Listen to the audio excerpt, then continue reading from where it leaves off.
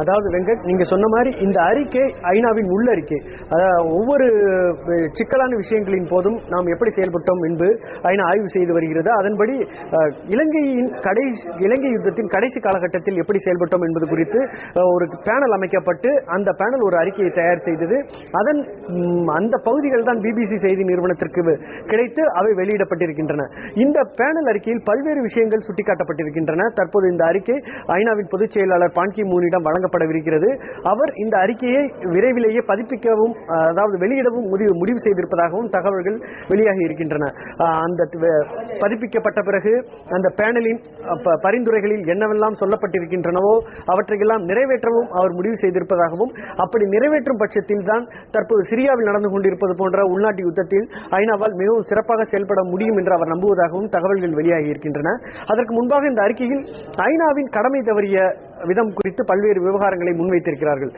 அதாவது கொழும்புவில் இருந்த ஐநா அதிகாரிகள் 2009 போரின் இறுதி கட்டத்தில், ஏப்ரல் மே மாதங்களின் போது போரின் இறுதி கட்டத்தில் மனித உயிர்களை காப்பதை முக்கிய கடமையாக அவர்கள் நினைக்கவில்லை. கொழும்புவில் இருந்த ஐநா அதிகாரிகள் மனித உயிர்களை காப்பதை முக்கிய கடமையாக நினைக்கவில்லை என்றிருந்த ஐநா மிக கடுமையான வார்த்தைகளால் தன்னுடைய அமைப்பையே சாடியிருக்கிறது.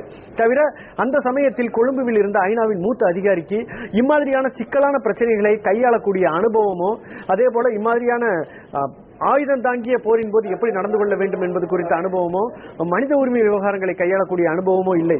அப்படி அந்த அதிகாரிக்கு அனுபவம் இல்லாத நிலையில் ஐநாவின் தலைமையகத்தில் இருந்து அவருக்கு அறிவுறுத்தல்கள் வந்திருக்க வேண்டும். அதையும் செய்யவில்லை.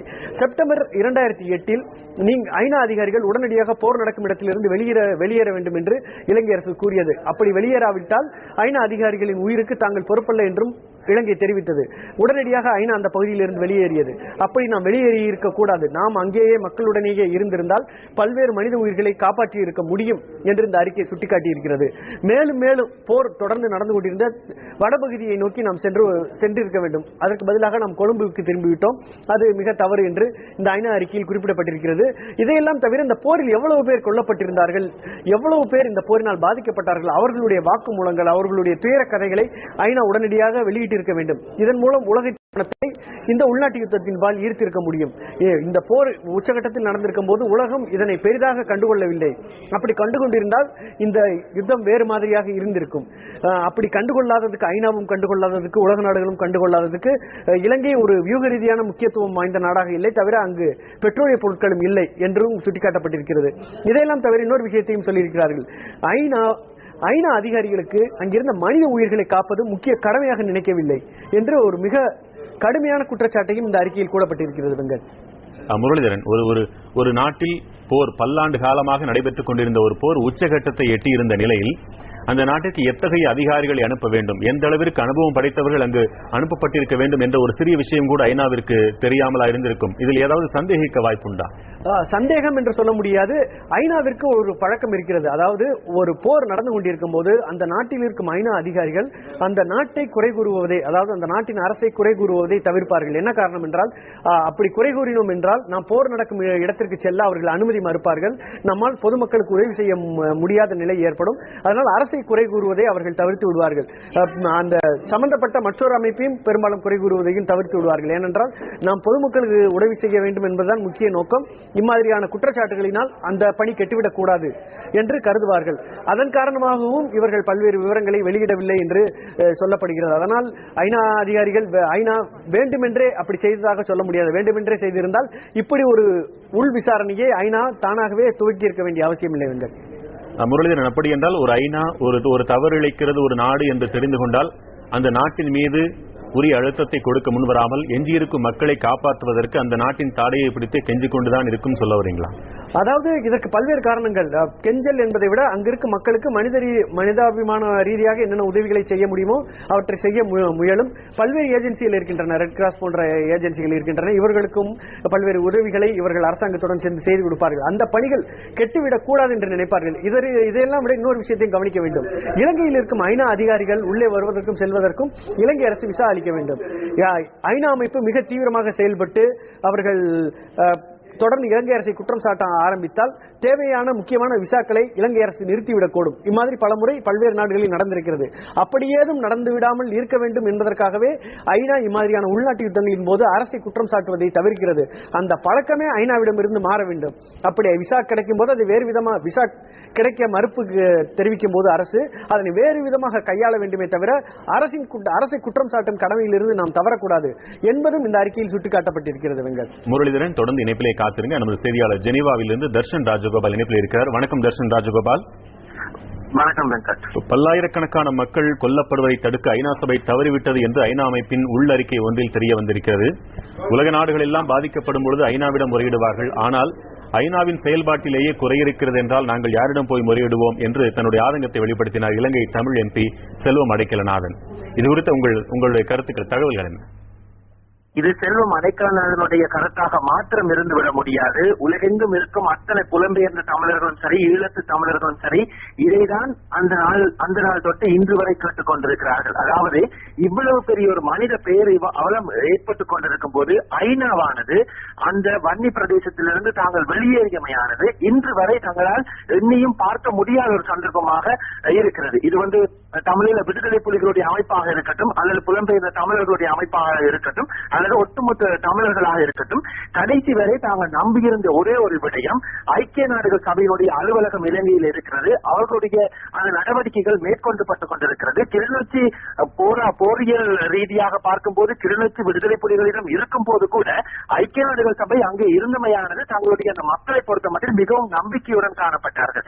இறுதி நேரத்திலே ஒரு ஆர்ப்பாட்டம் கூட செய்யப்பட்டிருந்தது.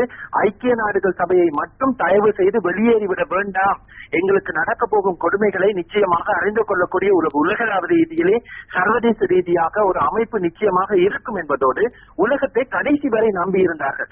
முள்ளிவாய்க்கால் வரை மக்கள் தொடர்ந்தும் தாங்கள் அப்படியே சென்று தாங்கள் புலம்பெயர்ந்து செல்வதற்கு ஒரே ஒரு காரணமாக அமைந்திருந்தது.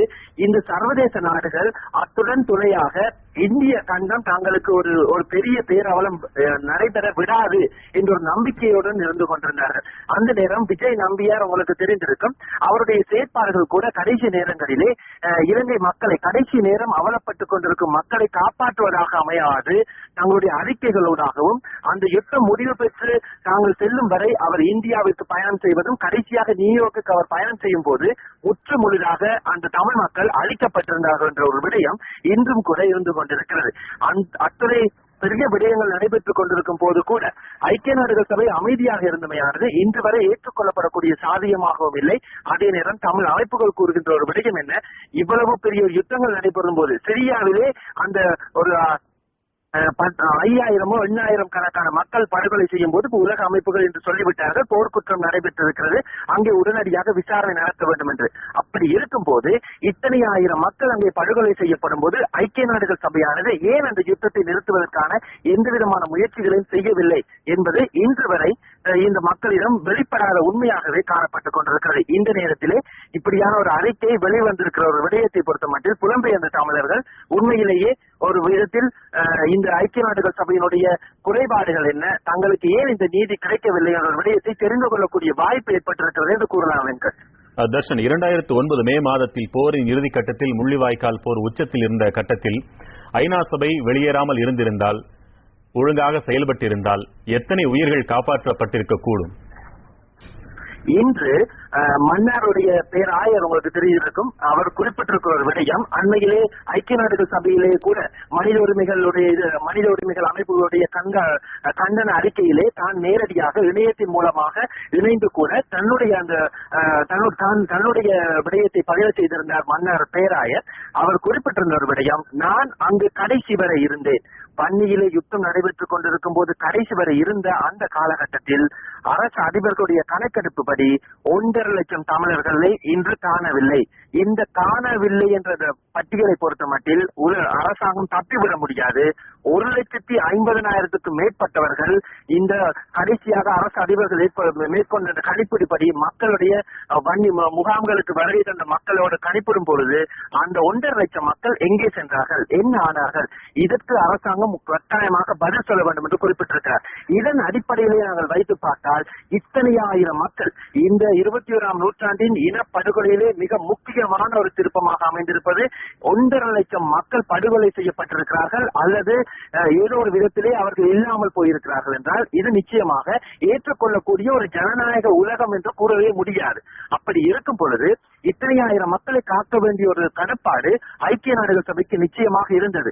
ஐக்கிய நாடுகள் சபை மட்டும் அங்கு இருந்திருந்தால் விடுதலை புலிகளாக இருக்கட்டும் அல்லது அரசாங்கமாக இருக்கட்டும் இவ்வளவு பெரிய போர் உற்ற வீரர்களை கனரக ஆயுதங்களை மக்கள் மீது திணித்து இந்த போராட்டத்தை நடத்தி இருக்க முடியாது. இறுதியாக இத்தனையோ ஆயிரம் பல்லாயிரக்கணக்கான மக்கள் நிச்சயமாக காக்கப்பட்டிருப்பார்கள். காரணம் உலகத்திலே ஒரே ஒரு கண் மட்டும் அங்கே பார்வையிட்டுக் கொண்டிருக்கிறது என்ற ஒரு அச்சம் அரசாங்கத்துக்கு நிச்சயமாக இருந்திருக்கும். ஒட்டுமொத்தமான மனித உரிமை அமைப்புகள், அதாவது NGO நான் கவர்மெண்ட் ஆர்கனைசேஷன் அப்படியே வெளியேறிவிட்டது. ஐக்கிய நாடுகள் சபை வெளியேறிவிட்டது. யாருமே அங்கே பார்ப்பதற்கில்லை. இப்படியான ஒரு சூழ்நிலையிலே மொத்தமாக ராணுவ அடக்குமுறைகளோடு அரசாங்கத்தினுடைய அந்த அரசாங்க அதிகாரிகளை தவிர வேறு யாருமே அங்கு இல்லை இந்த விடயங்களை எடுத்து சொல்வதற்கு. நிச்சயமாக அங்கே இருந்த ஊடகவியலாளர்கள் கூட தங்களுடைய புகைப்பட கருவிகள் மூலமாக உயிரை பணயம் வைத்து கொடுக்கப்பட்ட அந்த ஆதாரங்களை கூட பிபிசியோ அல்லது CNN இன்றைய சர்வதேச ஊடகங்கள் அதனை தாங்கள் பிரசுரிப்பதற்கோ அந்த வீடியோ காட்சிகளை போடுவதற்கோ தயாரில்லை. காரணம் என்ன? அந்த நேரம் கேட்கப்பட்ட கேள்வி இது உத்தியோகபூர்வ வீடியோக்களா என்ற ஒரு கேள்வி மட்டும்தான் இருந்ததே தவிர தனி நபர்களாக அவர்கள் எடுத்து வந்த வீடியோக்கள் கூட ஏற்றுக்கொள்ளக்கூடிய சாத்தியப்பாடுகள் அந்த நேரத்தில் இல்லை.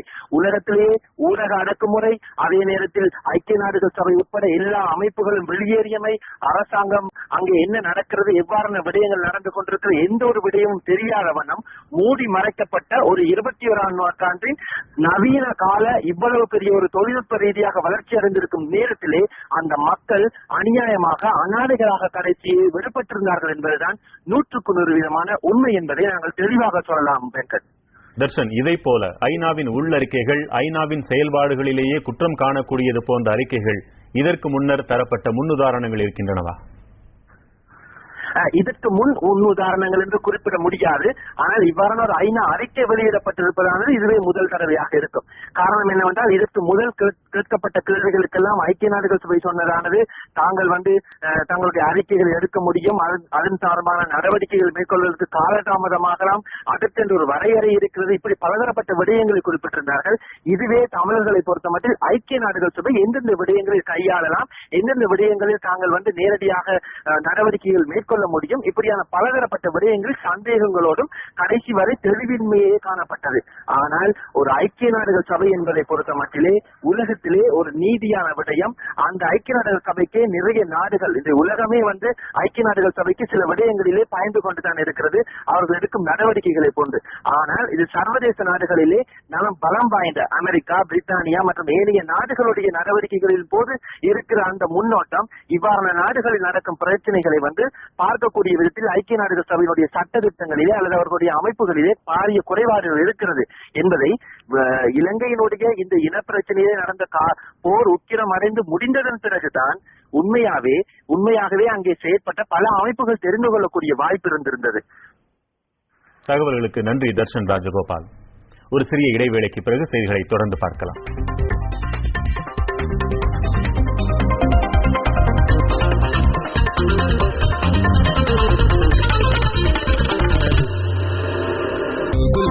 பண்ணி பார்ப்பேன் உலகத்தில் இவ போல இங்க இன்னொருத்தி பிறந்ததில்ல.